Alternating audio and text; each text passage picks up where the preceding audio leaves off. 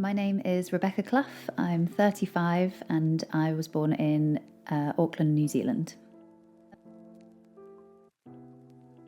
So my practice is wheel-thrown ceramics. I've always enjoyed making things. I've always enjoyed working with my hands. Ceramics is something that had always fascinated me. I can't really remember exactly when I first would have seen it or, but I always used to pick up, if I could find pots that looked handmade from charity shops, I would always pick them up and buy them. I think I just sort of started looking at videos of people throwing on the wheel, and it just looked, I don't know, just something about the motion of it just looked so fascinating to me and looked like it would be so satisfying and so sort of cathartic in a lot of ways. When I was in London, I had a very close circle of friends who worked out of the same shared studio that I worked out of. So I really miss that. It is good to have a home studio and, be able to go out there at any hour as well. I can go out first thing in the morning, like especially with having a baby. He sleeps at random times. So, if he's down for a nap, then I can quickly run out there and do a few bits. Things like graphic design and interiors, lots of it sounds weird, but lots of kind of mid-century bathrooms have like these amazing patterned tiles that I find, the colours and the very sort of geometric, repetitive patterns are very inspiring. I have several ceramic artists who I admire very much. The person who, probably one of the people who really inspired me to get into it was a ceramicist in London called Lily Maitzig. Her ceramics account is called May Ceramics.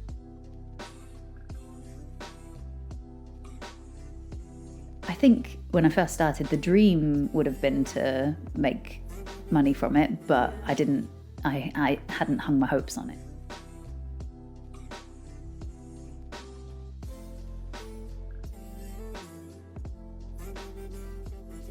My name is Becky Dogman-Wainwright.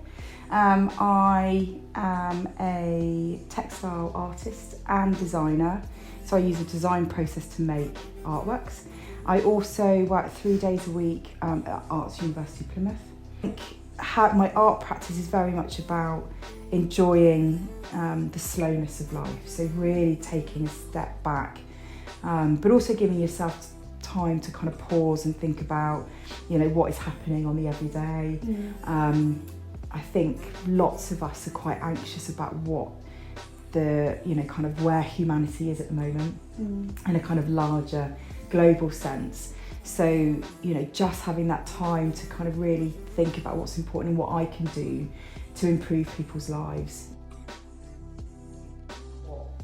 Do we need to pursue money or do we pursue happiness? Sometimes I don't think they always match. Sometimes they do, but I think for me, I would say I'm 99.9% content that I've got this lovely balance between, kind of working and being able to have a creative life.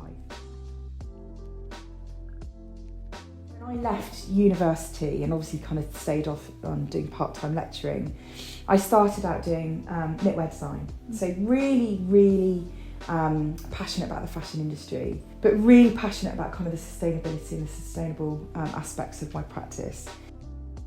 The need to create things that people understood and could purchase was definitely a shift into tapestry weaving. Still repetition, still meditative, but people understood it as an art practice much more. And I wanted to be in galleries. I definitely wanted the buzz of being able to see, something that's made domestically, kind of on a loom, in my home studio, arrive in a gallery space. And there is a real buzz, and being able to talk to people about design process and getting people involved and making very old textile practices more attractive to young people.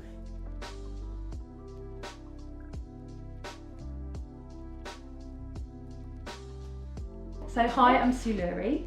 and I'm a printmaker artist based here in Plymouth in Devon. My art practice is really integrated into my way of life. I never switch off from my ideas, so if I'm walking the dogs or cooking the dinner or chilling at home watching a film, I'm always generating, thinking about ideas, and so it's always there. I think I've really always enjoyed creating worlds that I feel help me communicate who I am and how I am in the world. So I think as a young child, perhaps playing, even if that was with dolls and playing out at the bottom of our garden. We used to have a riverbank, so I'd always be out the riverbank with my friends till like dark, inventing and making things or creating imaginary journeys to go on and messing about. So I think it's just an innate kind of sense of myself, and being a creative helps me really show how I am in the world and how I see myself. I love to play with ink on surface. I really love getting tactile with my images. Like, I don't want to just create like an image digitally. I want to actually physically feel it and actually feel like the labour of my work as I'm working. So I actually go home aching and I'm just creating a picture, a flat image of a screen print, but I'm like scrubbing things and rinsing things out and creating a big bin full of like tissues and stuff where I've had to wipe ink away. So I really like being super hands-on and making it really tangible and inky and physical.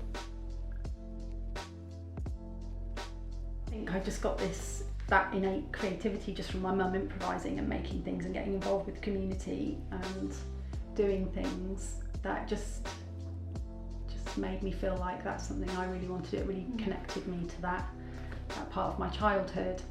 And watching my mum sewing, and I can still sort of see her hands sewing, and she used to make clothes for us and stuff. So I think, yeah, my mum and her hands and just seeing her making and creating and improvising, being a woman, you know, having to be at home with the children and stuff. There's many parallels to my life as well. So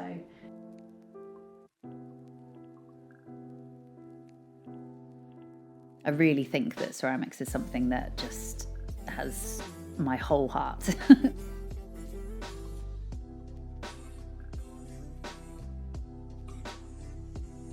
Don't look at the exterior of what you might want to be, you know, kind of in the 10 years, but, you know, look in the washing bowl, if you've got a washing bowl, and find the enjoyment of looking at that small bubble, because it's always, you know, it's you know, or looking at the kind of the giant mess that you've made, because that might become something that's really interesting 5 years down the line. the thing that you feel worried about doing, that's the thing you need to do.